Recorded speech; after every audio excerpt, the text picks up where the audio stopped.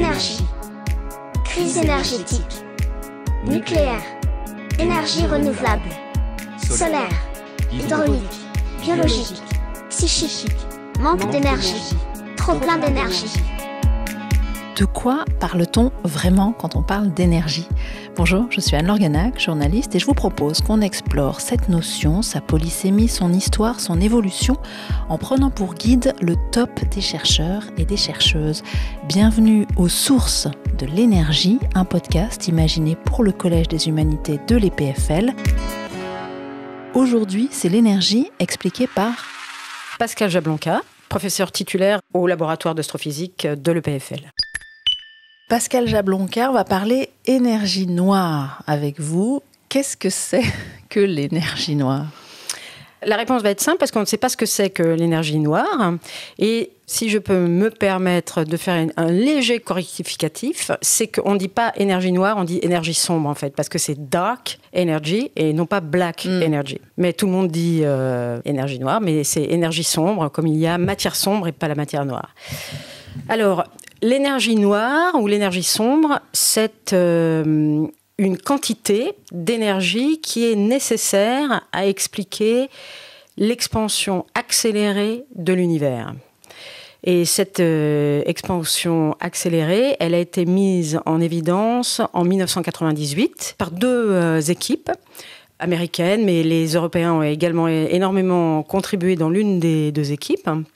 Et ce sont deux expérimentations qui ont cherché à comprendre quelle était la relation entre le temps de l'univers, c'est-à-dire son échelle à une certaine distance, et la distance effective des galaxies par rapport à nous.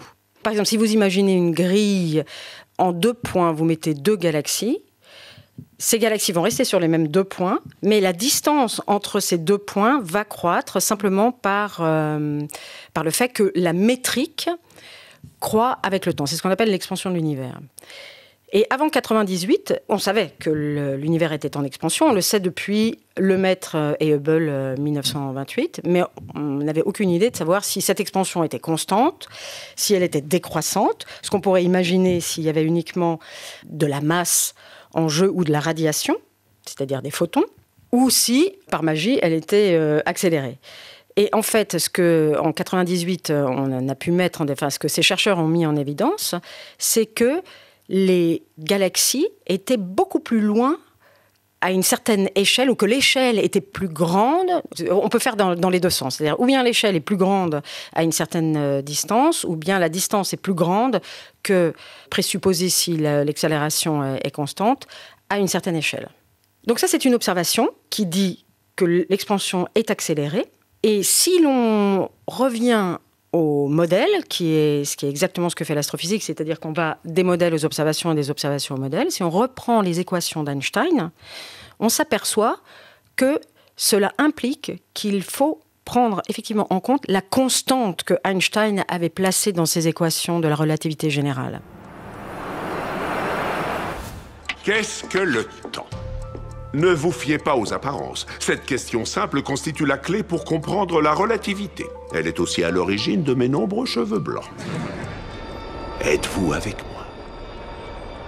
Accélérons. Accélérons. Qu'est-ce que le temps ? Monsieur Einstein, quand vous aurez cessé de vous plonger dans la contemplation du cosmos, vous voudrez bien résoudre cette équation ? Je l'ai déjà résolue, monsieur. Un lambda. Ce lambda, il peut être considéré comme constante ou bien variante dans le temps. Ce qui est amusant, c'est qu'en fait, ce grand lambda qui a été mis en place par Einstein, au début, ça avait été mis par Einstein pour justement contrer le fait que l'univers n'était pas statique. Il avait peur, Einstein n'aimait pas l'idée que l'univers ne soit pas statique, et donc il avait mis cette constante. Et puis Friedman ensuite a montré qu'en fait, quelle que soit cette constante, ça n'empêchait pas l'univers de bouger, c'est-à-dire d'avoir une expansion accélérée. Alors, qu'est-ce que c'est que cette énergie ? En fait, cette énergie... Oui, quand est-ce qu'elle intervient alors, cette énergie maintenant ? En fait, cette constante, c'est une énergie. Ça correspond à une énergie. Ça correspond quand même à 70%, à peu près 70% du contenu énergétique de l'univers. Il y a, dans l'univers, la composition, c'est à peu près 4% de baryons, c'est-à-dire d'atomes usuels et de matière que l'on peut voir, que l'on peut détecter directement, quelle que soit la longueur d'onde.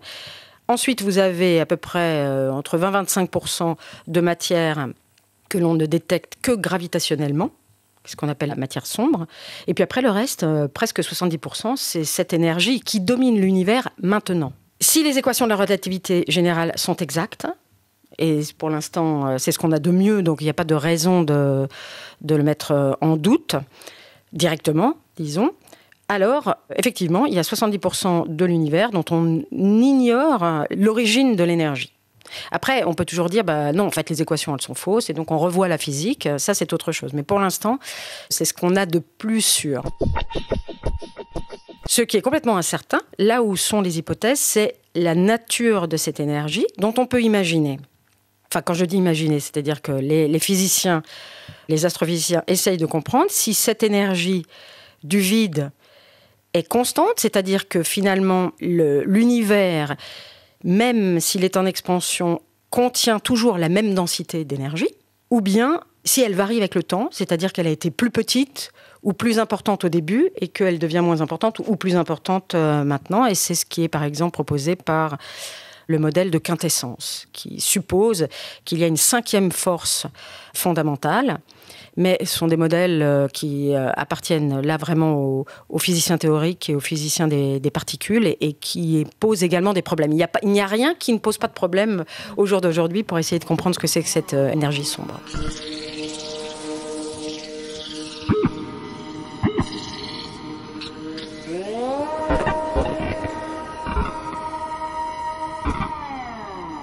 Pascal Jablonka, comment étudier donc quelque chose qu'on ne connaît pas? Puisque de toute évidence, on ne connaît pas cette énergie-là. Alors, curieusement, l'énergie sombre, elle est vraiment, c'est vrai, c'est quelque chose qui est assez peu intuitif. Mais de la même manière que la preuve qu'il y a besoin de matière sombre, c'est une preuve indirecte, c'est-à-dire qu'on regarde la matière visible ou détectable directement selon la longueur d'onde et qu'on en déduit ce qui manque.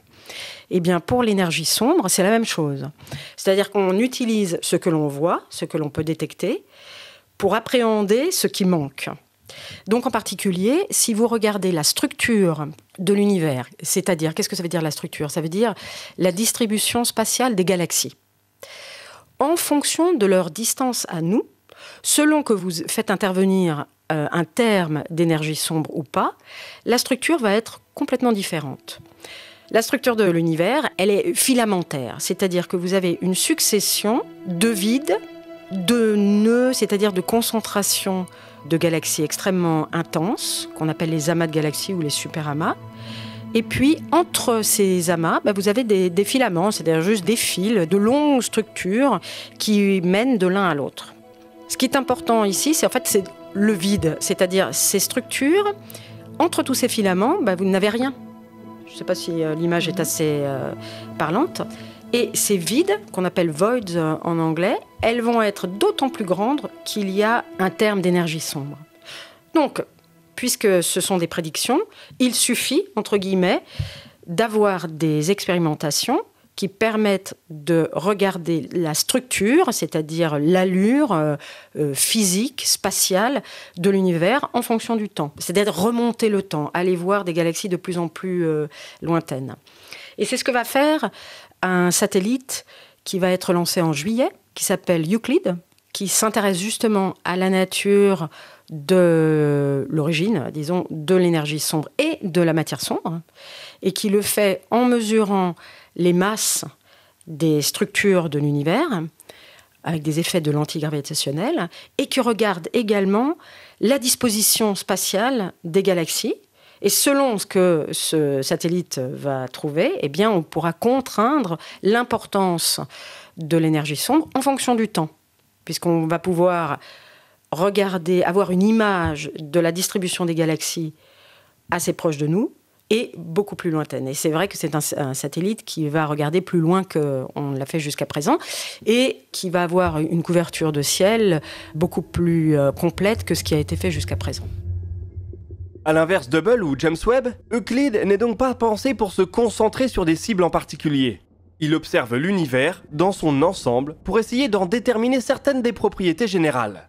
Avec un tel objectif, il est donc aussi conçu de manière assez différente des 2 télescopes spatiaux qu'on vient d'évoquer.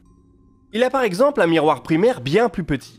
Il fait 1,20 m de diamètre, soit 2 fois moins que celui de Hubble. Euclide ne va pas mener sa mission en orbite autour de la Terre. Il va rejoindre une zone qui est ces derniers temps très populaire pour les télescopes spatiaux, le point de Lagrange L2 du système Soleil-Terre. C'est là qu'évoluent James Webb et Gaia. Cette orbite a l'avantage de pouvoir garder le Soleil hors du champ de vision d'un observatoire, tout en maintenant des communications constantes avec la Terre. Nul doute donc qu'elle va continuer à être très populaire. Donc l'existence de l'énergie sombre, pour vous, elle n'a absolument pas à être remise en question. Tant que la relativité générale n'est pas mise en défaut, on ne peut pas la mettre en défaut. Si maintenant on passe à une autre physique, alors évidemment il s'agit d'autre chose. Il faut revoir complètement la physique fondamentale et les lois sur lesquelles pour l'instant il n'y a pas de doute. Alors qu'est-ce que ça veut dire pas de doute ? Ça veut dire que toutes les preuves observationnelles d'une théorie ont été apportées. Ou bien le tout n'existe pas, mais, parce qu'on peut toujours inventer d'autres expérimentations. Mais chaque fois que l'on a essayé de tester cette théorie, le premier test de la relativité générale, c'était sur le déplacement d'étoiles derrière le Soleil au moment d'une éclipse totale de Soleil en 1919.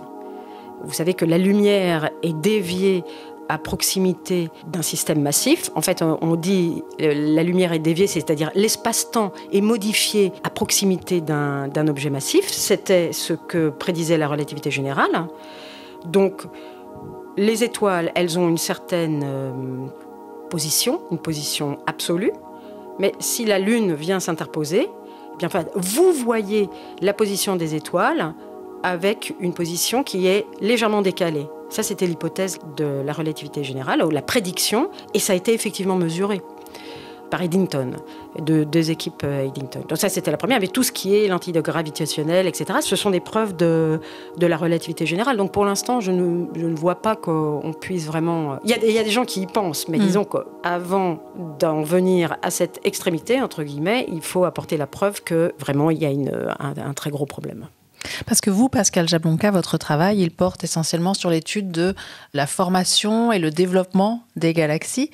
Donc, cette énergie noire n'est pas directement votre objet de recherche, mais vous vous appuyez sur elle pour votre travail. Dans mon travail, qui effectivement concerne en fait 2 volets. Le premier volet, c'est essayer de comprendre quelle était la nature des premières étoiles, la nature des premières galaxies.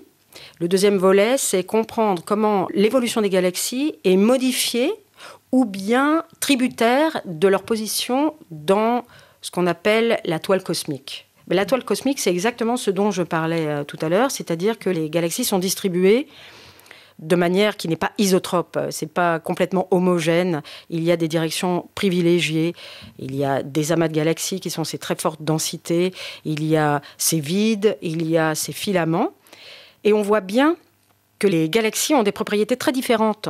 Alors, qu'est-ce que ça veut dire une propriété différente ? Alors, des morphologies, par exemple. Elles sont plus ou moins elliptiques, plus ou moins spirales. Et un taux d'activité différent, c'est-à-dire elles forment plus ou moins d'étoiles, selon qu'elles se trouvent dans un vide, dans un filament ou dans des amas. Et on ne sait pas pourquoi. L'astrophysique, c'est toujours beaucoup de questions ouvertes.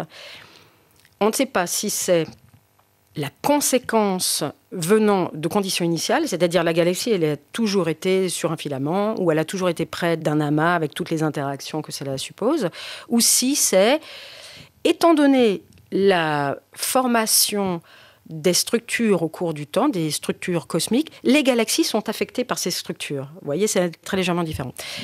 Comme l'énergie sombre influe sur la toile cosmique, avec plus de vide, eh bien, ça influe sur l'évolution des galaxies. Donc, il y a un lien. Mon travail ne va pas contraindre la nature de l'énergie sombre, mais va se nourrir du fait que les galaxies ont passé plus ou moins de temps sur telle ou telle structure cosmique.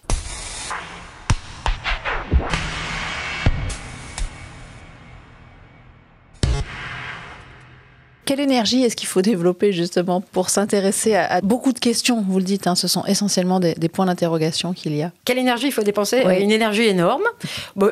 Une énergie énorme qui est simplement le produit de notre curiosité, de notre enthousiasme. Ce sont des questions qui sont passionnantes. Il y a beaucoup à faire, donc on n'est jamais à court. On peut imaginer, on peut créer des choses, on joue un peu le rôle de détective. Il faut être plus fort que la nature d'une certaine manière. Parce que ce qui distingue l'astrophysique d'autres sciences, c'est qu'on ne peut pas faire d'expérimentation. Je n'ai pas un laboratoire dans lequel je pose mes lentilles, mon faisceau ou deux pierres, deux matériaux que je fais interagir. Je suis obligée de faire avec des moyens d'observation qui parfois sont limités et avec un univers qui choisit ce que je peux voir de lui. Et donc, il faut être plus malin et essayer de comprendre vraiment les implications de la théorie et les opportunités de l'instrumentation et des télescopes à disposition. Oui, c'est ça. Vous êtes très dépendante aussi de l'évolution des techniques elles-mêmes. Alors, on est dépendant, mais on peut les influencer aussi. C'est-à-dire qu'il y a constamment des groupes qui travaillent sur de nouvelles instrumentations en lien avec les questions astrophysiques que l'on veut aborder. Par exemple, dans l'UV, l'ultraviolet, on a accès à l'univers jeune, c'est-à-dire au sens les étoiles qui viennent de se former. Bon, il y a des gens qui travaillent. La NASA, par exemple, récemment, a sélectionné des satellites qui vont travailler dans l'UV parce qu'il y a vraiment nécessité de voir où les galaxies forment des étoiles et sur quelle échelle spatiale, sur quelle échelle de temps. Voilà, ça c'est une démonstration, disons, de la concomitance du développement des thèmes scientifiques et de la nécessité instrumentale. Et puis parfois, comme c'est le cas en ce moment, on a aussi besoin, par exemple, d'avoir des informations dans l'infrarouge lointain, des dizaines de microns, centaines de microns. Il n'y a plus de satellites en ce moment. Et ça, ce sont des longueurs d'onde qui ne sont accessibles vraiment que dans l'espace. Il n'y en a plus, donc on est limité et il faut faire avec. Pourquoi vous dites qu'il y a besoin en ce moment de cette étude-là ? Il y a besoin parce que justement cette formation d'étoiles, pour une part, elle irradie ces étoiles, elles irradient dans l'ultraviolet, mais ensuite leur partie de leur radiation est absorbée par la poussière et réémise dans l'infrarouge lointain. Et en fait, cette partie réémise dans l'infrarouge lointain est la plus importante. Donc quand on regarde dans l'UV, on a une fraction seulement de la forme. Elle est très importante, elle s'effectue sur des échelles de temps qui sont importantes, qui sont petites, mais la plupart de la formation d'étoiles, en fait, doit être vue dans l'infrarouge lointain. Et pour l'instant, il n'y a pas de satellite prévu. Oui, quand vous dites importante, moi je pensais que c'était important pour notre vie aujourd'hui, au quotidien, mais je comprends bien que c'est important. Pour l'astrophysicien, c'est sa vie au quotidien, donc pour moi c'est très important. Et pourquoi est-ce qu'on manque de satellites en ce moment ? Les satellites, d'abord, ça met très longtemps à être construit et c'est beaucoup d'argent aussi. Donc c'est l'argent que l'on accepte de dépenser sur des questions scientifiques. Voilà, donc c'est la limitation. C'est toujours des négociations entre les agences qui s'occupent de la science et les nécessités astrophysiques, scientifiques. Qu'est-ce qui vous, Pascal Jablonka, a tendance à pomper votre énergie? Parce qu'on voit bien que vous en avez pas mal de l'énergie, vous en avez à revendre. Qu'est-ce qui aurait tendance à la pomper, cette énergie, dans le cadre professionnel? Je trouve qu'il y a un développement actuel qui n'est pas favorable au financement de base de la recherche. Pour des choses très simples, plus on a de projets, plus on a besoin de gens qui travaillent avec nous. Plus les questions sont complexes, plus on a besoin de gens qui travaillent avec nous. Et on passe, je trouve, trop de temps à demander de l'argent, alors que quand on a un poste permanent, quand on fait de la recherche à un très haut niveau, on devrait pouvoir avoir une base qui permet de travailler à la science, pas uniquement à la publicité, même si j'adore partager mon savoir, mais disons qu'il faut que ça soit à bon escient. Et je ne devrais pas passer une grande part de mon temps à chercher du financement pour faire des choses qui sont vraiment fondamentales. Voilà, ça, je trouve ça un petit peu pompeux. Oui. Mais c'est la seule critique. Le reste est enthousiasme. Pascal Jablonka, chercheuse, professeure au laboratoire d'astrophysique de l'École Polytechnique Fédérale de Lausanne. Un grand merci à vous. Merci à vous aussi.